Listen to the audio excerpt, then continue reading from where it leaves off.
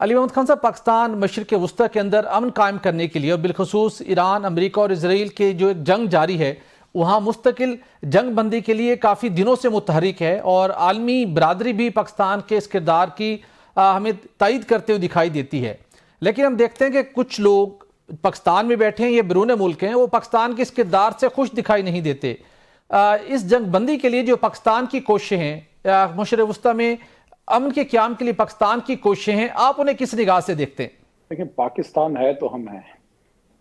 اور پاکستان ہمارے پاس ہمارے اللہ کا ایک تحفہ ہے، نبی پاک صلی اللہ علیہ وسلم کی روح کے فیض سے ہمیں ملا ہے۔ ہم نے اس ملک کی خدمت کرنی ہے، ہماری سیاست پاکستان کے لیے ہے۔ ہم طریقہ کار پہ تو اختلاف کر سکتے ہیں جی، لیکن پاکستان پہ اختلاف نہیں کر سکتے۔ ہم اگر اپوزیشن کی طرف سے کبھی کوئی بات کرتے ہیں، اور میں یہ بھی توقع کرتا ہوں، میں بدگمانی نہیں کرتا کہ جب ہم حکومت میں تھے، میں نیک گمان کروں گا کہ اس وقت اگر اپوزیشن نے ہم پہ تنقید کی ہے تو وہ پاکستان کے مفاد میں کی ہوگی۔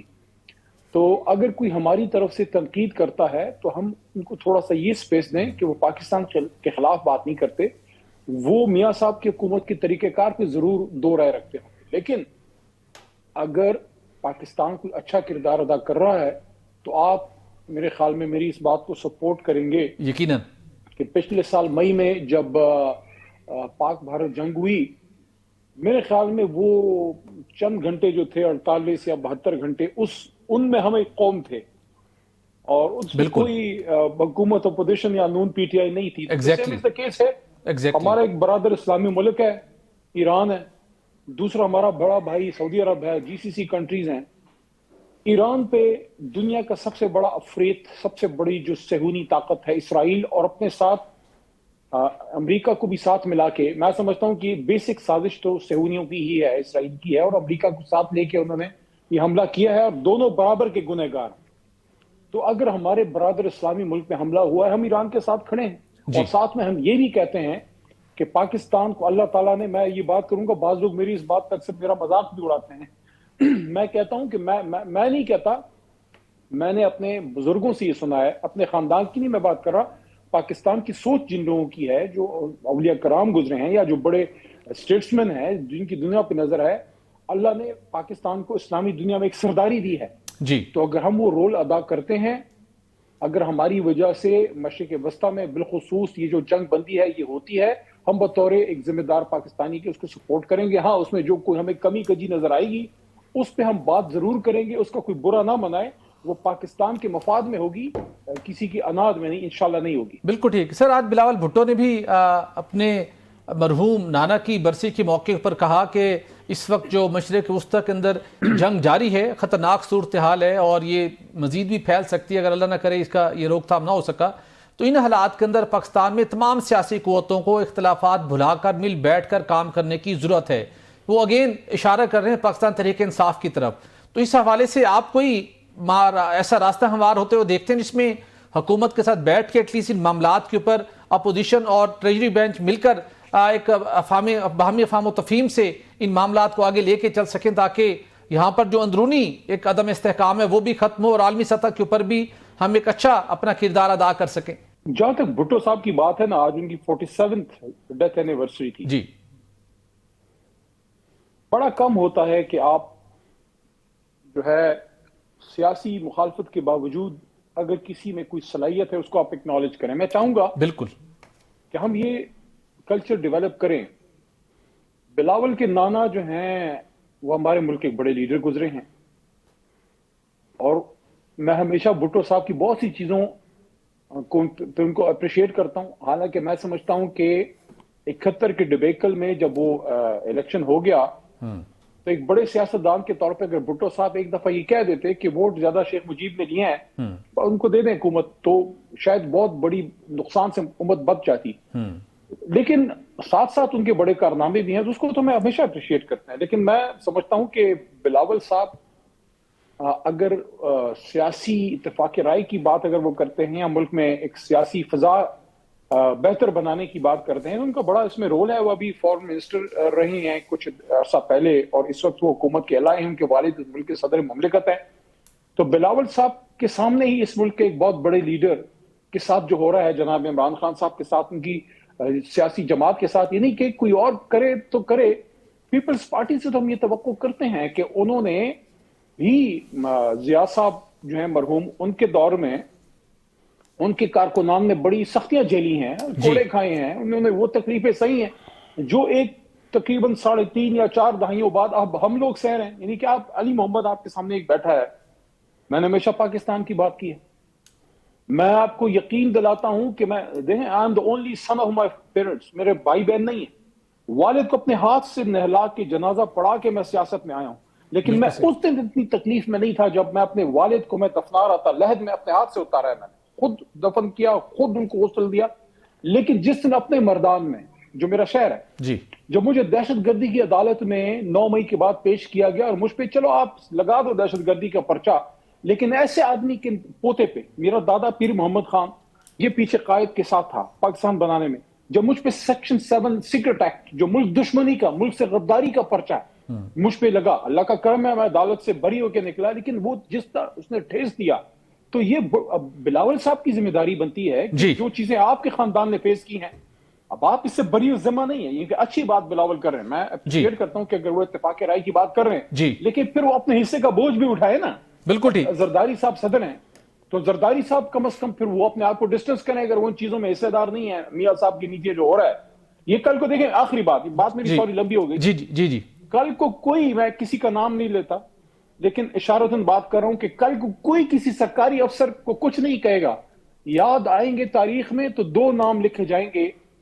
زرداری صاحب پیپلز پارٹی کے چیئرمین یا صدر، اور میاں صاحب شہباز صاحب اور نواز شریف صاحب سابق وزیر اعظم، کہ ان کے دور میں ایک سابق وزیر اعظم ایک ہیرو ہے اس قوم کا، اس کو 1000 دن تک جیل میں رکھا، اس کی وائف کو جیل میں رکھا، ان کے ساتھ ظلم ہوا، اور ان کے دور میں سیاسی کارکنان کو پوائنٹ بلینک سٹریٹ بلٹس ماری گئیں. تو یہ اگر اتفاق رائے کی بات ہے تو پھر وہ we must call a speed speed, سب اپنے اپنے حصے کا بوجھ ڈھوئیں، غلط کو غلط کہیں. میں کہتا ہوں آج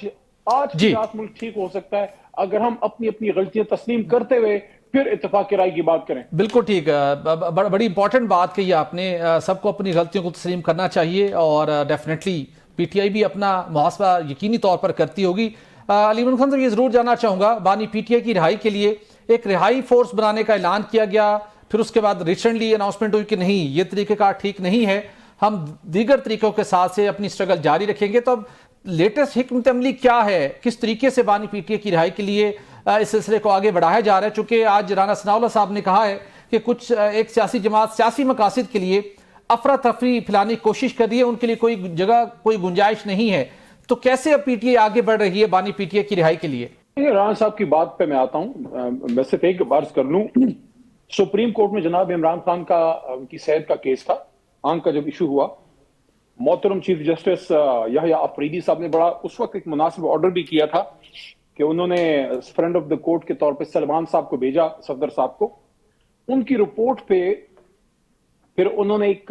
وہ بنایا، ایک کمیٹی بنائی ڈاکٹرز کی، اور ایک بورڈ بنایا، اور ہماری توقع تھی کہ خان صاحب کو جو ہے وہ شفٹ کر دیا جائے گا ہاسپٹل، ابھی رمضان نہیں آیا تھا، آپ کو یاد ہوگا. جی. تو اس دن سہیل صاحب سپریم کورٹ تھے اور سہیل صاحب نے اس دن رہائی فورس کی بات کی تھی. ٹھیک. میں نے اسی پہلے دن ایک بات کی، میں پولیٹیکل کارکن ہوں، سیاسی کارکن ہوں. جی بالکل. میں سیاسی راستے پہ بلیو کرتا ہوں. میں نے اس دن ایک بات کی اور میں سمجھتا ہوں کہ سہیل نے اور پارٹی قیادت نے اور لوگوں نے بھی بات کی، بالکل فوری طور پہ اپنی کورس کریکشن میں ایک کام کیا کہ جب رہائی فورس کا لفظ یوز ہوا، میں نے صرف یہ نشاندہی کی کہ فورس کا لفظ یوز نہ کریں، اس کو ہمارے سیاسی مخالفین یوز کریں گے، حالانکہ آپ کی نیت نیک ہے. آپ ایک والنٹیئرز بچوں کو، نوجوانوں کو، اور پارٹی نے ریلائز کی ہے، پارٹی نے بعد میں الٹیمیٹلی ریلائز کی فوری طور پہ. اور میں نے ایک بات کی اور میں سمجھتا ہوں کہ پی ٹی آئی کے ہر کارکن کو ذہن میں کلیئر کرنا چاہیے، ہمارا لیڈر عمران خان ایک پرامن سیاسی آدمی ہے، اس نے ہمیشہ پرامن تحریک کی بات کی، اور لوگ تو سنی سنائی کہتے ہیں نا، میں تو زندگی گزاری ہے اس آدمی کے ساتھ. میں نے باقاعدہ مثال پیش کی. میں رانا صاحب کی بات پہ آتا ہوں، اس پہ صرف آدھا منٹ لوں گا کہ پاناما جب میاں صاحب پہ کیس تھا، میاں نواز شریف صاحب پہ، تو پاناما کیس کے دوران ہماری روز بنی گالا میٹنگ ہوتی تھی جی سپریم کورٹ کی پروسیڈنگ کے بعد. اس میں شاہ محمود صاحب ہوتے تھے، جہانگیر ترین صاحب ہوتے تھے، مراد سعید، ہمارے حامد خان صاحب، اس وقت پھر نعیم بخاری صاحب، جو ٹیم تھی لیگل وہ بھی ساتھ ہوتی تھی, میڈیا ٹیم بھی ہوتی تھی. خان صاحب نے ان زمانے میں ایک بات ہمیں 2016 میں کی تھی جی کہ دیکھو کوئی بھی سیاسی تحریک اگر اس میں تشدد آ جائے وہ تحریک پھر نہیں رہتی, وہ سیاسی جماعت یا لیکن اس کے بعد سر ہم نے دیکھا پارٹی نے کئی مرتبہ اپنے قائد کے اس فرمان کی خلاف ورزی کی, ہمارے سامنے یہ سب کچھ ہوتا رہا, سر کفن پر باندھ کے نکلے, ڈنڈے سوٹے چلتے رہے, کیا کچھ ہوتا رہا, پھر پارٹی تو بھول گئی اپنے قائد کے اس فرمان کو. نہیں, پارٹی نہیں بھولی. یاد رکھیے کہ لوگ ہمارے شہید ہوئے, جیلیں ہم لوگ کاٹ رہے ہیں, بے گناہ ہم لوگ. آپ کے سامنے زندہ مثال میں ہوں, میں کسی اور کی کیا بات کروں, میرے پہ تو ثابت ہو گیا نا کہ بے گناہ تھا, عدالت سے بری ہوا ہوں. 4 ہائی کورٹوں کی ضمانتیں میرے پیچھے کھڑی ہیں اور دہشت گردی کی عدالت سے میرا کیس ختم ہوا. میرے سے کسی نے معافی مانگی ہے؟ جی یہ پاکستان بنانے والے کے پوتے کو ہم نے دہشت گرد اور غدار وطن کا الزام لگایا, میں بری ہوا. میرے مردان کے لوگوں نے پچھلے الیکشن میں 56,000 ووٹ دیا تھا, اس دفعہ 1 لاکھ سے زیادہ دیا اور بتایا کہ تم غدار کہتے ہو, ہم اس کے سر پہ عزت کا تاج رکھیں گے. تو میں صرف یہ بات کر رہا ہوں, ہماری جماعت تو پرامن رہی. ہم نے تو فوری طور پہ جیسی یہ چیز سامنے آئی, سہیل صاحب نے اس کا نام موومنٹ رکھ دیا, بات ختم ہو گئی. اب جو رانا ثنا صاحب بات کر رہے ہیں, جی رانا صاحب کو میں سمجھتا ہوں کوئی اور کرے, نوجوان کوئی کرے, ہم تو ثابت کیے بیٹھے ہیں نا. رانا صاحب جی بصد احترام سن لیجئے اگر آپ مجھے سن رہے ہیں. جی آپ کے دور میں عمران خان کی جماعت کے کارکن آئے, ان کو آپ کی حکومت کے نیچے گولیاں ماری گئیں, لیکن ہماری حکومت میں جب آپ کی لیڈر مریم صاحبہ یا آپ کے الائی بلاول صاحب یا آپ کے دوسرے پرانے ساتھی اپنا مولانا فضل الرحمان صاحب, یہ تینوں حضرات باری باری ہمارے حکومت میں آئے تھے, میں آپ پہ انصاف چھوڑتا ہوں. کیا کبھی ایک گولی چلی, ایک آنسو گیس کا شیل پھٹا, کسی پہ ایک پرچہ کٹا ان پرامن احتجاجوں میں؟ ہمارے پرامن احتجاج کو آپ دہشت گردی کا وہ کیا افراتفری, کیا افراتفری. عدالتیں آپ 26ویں ترمیم کے بعد آپ نے تالے لگا دی ہیں, لوگوں کو آپ سیدھی گولیاں مار رہے ہیں, لوگوں کے گھروں کو آپ توڑ رہے ہیں, بچوں کو آپ اٹھا رہے ہیں. دیکھیں یہ جو ابھی عالیہ حمزہ کے ساتھ کیا ہے, دیکھیں میں آپ کو ایک بات بتاؤں, not because she is my colleague, x colleague, ہماری ساتھ ایم این ای تھی. میں آپ کو ایک بات بتاؤں, انجینئر ہے وہ خاتون, 3 بچیوں کی, میرے خیال میں 4 یا 3 بچوں کی ماں ہے. ایک پڑھی لکھی مڈل کلاس کی خاتون کو آپ نے ایک میسج دیا ہے کہ سیاست, پاکستانی سیاست میں خدا نخواستہ مڈل کلاس یا پڑھے لکھے بچیوں کی جگہ نہیں ہے. یہاں آپ کے سر پہ رانی کا یا ملکہ کا تاج ہونا چاہیے, تب آپ سیاست کریں گے, پھر آپ 10 ارب کے جہاز میں گھومیں. یہ میسج دے رہے ہیں آپ,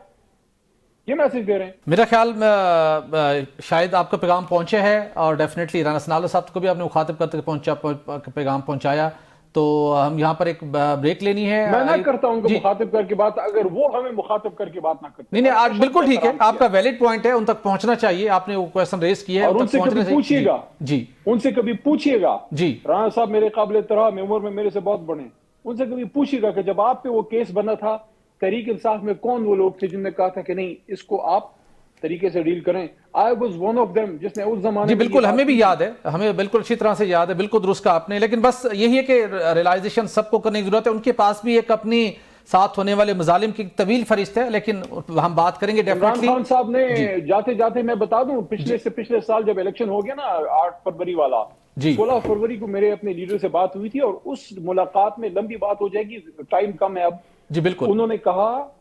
خان صاحب نے کہا کہ ہمارے نبی پاک صلی اللہ علیہ وسلم کے طریقوں کو سیکھ کے دنیا آگے بڑھ گئی ہے. فتح مکہ ماڈل کی طرف انہوں نے اشارہ کیا, انہوں نے کہا کہ ہمیں بھی ایک ٹروتھ اینڈ ریکنسیلیشن کمیشن کے طرز پہ ایک کوئی چیز بنانی ہوگی جس میں سب آ کے سچ بولیں, بالکل ٹھیک, تب ملک ٹھیک ہوگا. بالکل ٹھیک, تب ملک ٹھیک ہوگا. اس کی ڈیفینیٹلی پہلے بھی اس کی ضرورت تھی, ڈیفینیٹلی اس کی اشد ضرورت ہے. تو ہم دیکھنا ہوگا کہ اس سمت میں سفر آگے شروع ہو کیسے سکتا ہے.